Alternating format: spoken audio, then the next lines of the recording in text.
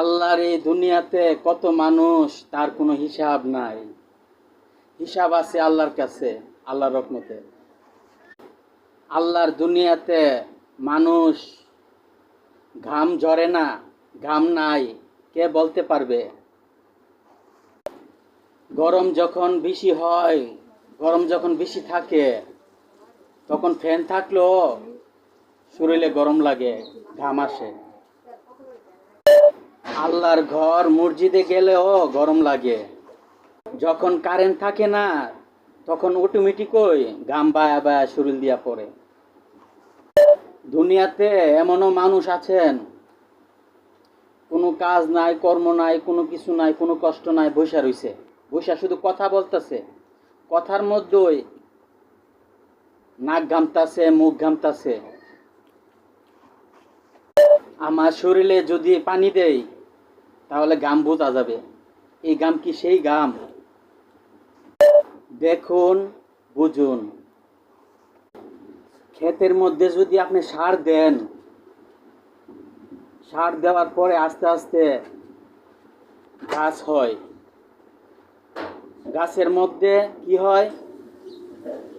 ফুলকপি হয়, পাতাকপি হয়, মূলা হয়, আপেল হয়, মালটা হয়, আঙ্গুর হয়। যে যে নিয়তে সার দেন, এই সার অনুযায়ী ফল হন।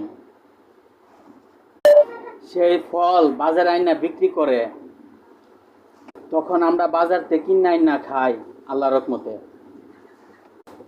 আল্লাহর দুনিয়াতে কত কর্ম আছে, কর্মের কোনো শেষ নাই।